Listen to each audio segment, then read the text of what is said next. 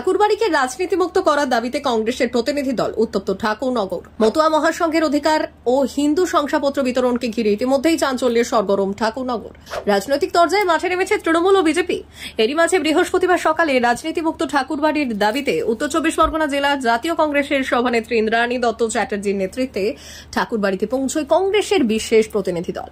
একটা কথা বলতে আমি এসেছি, এত দূর থেকে আমরা সবাই মিলে এসেছি যে এই পরমা মন্দির, এই শ্রী শ্রী গুরুচাঁদ হরিচাঁদ ঠাকুরের, পিয়ার ঠাকুরের এই মন্দির, এটা রাজনীতি মুক্ত হোক। মন্দির রাজনীতি চায় না।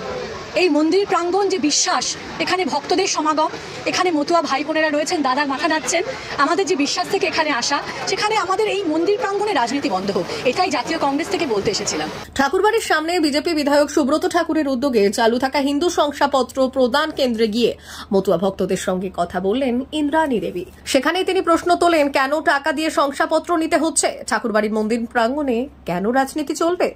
অভিযোগ, সেই সময় বিজেপি বিধায়ক সুব্রত ঠাকুর কংগ্রেস প্রতিনিধিদের সঙ্গে দুর্ব্যবহার করেন, এমনকি তাদের ঠাকুরবাড়ি চত্বর থেকে বের করে দেওয়া হয়। পরে সংবাদ মাধ্যমে ইন্দ্রাণী দত্ত চ্যাটার্জি দাবি করেন, ধর্ম নিয়ে বিভেদের রাজনীতি করছে কিছু রাজনৈতিক দল।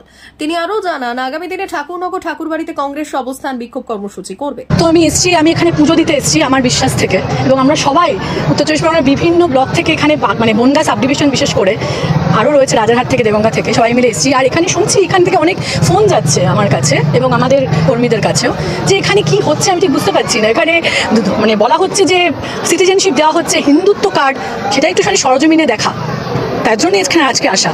এবং আপনারা এতক্ষণ আমার সঙ্গেই ছিলেন, দেখলেন আপনারা যে কত মানুষ এখানে, কত অভিযোগ তারা এখানে এসছেন। কেউ কেউ বলছেন 1952 সালে এসছি, আবার আমাকে প্রমাণ দিতে হচ্ছে আমি ভারতবর্ষের নাগরিক। এবং এখানে আমাদের একটাই বার্তা, যে এই মন্দির, এই পিয়ার ঠাকুরের মন্দির, হরিচাঁদ ঠাকুর, বড়মার মন্দির, এই মন্দির প্রাঙ্গণ রাজনীতি মুক্ত থাকুক। আর কিছু বলার নেই আমাদের।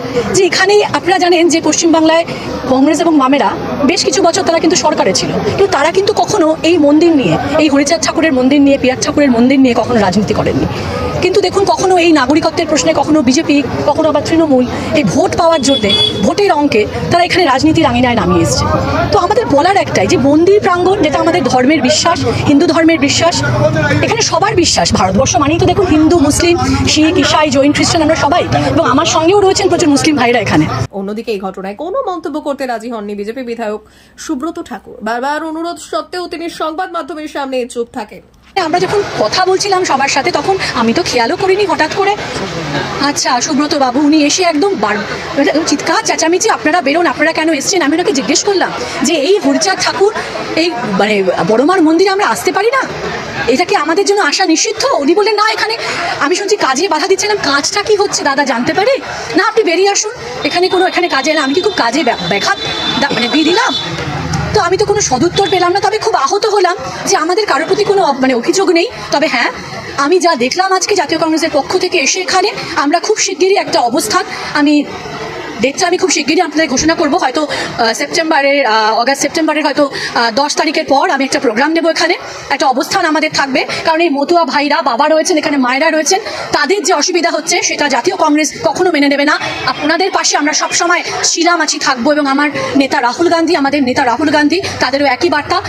ব্যুরো রিপোর্ট, ভুবনগ্রাম সংবাদ।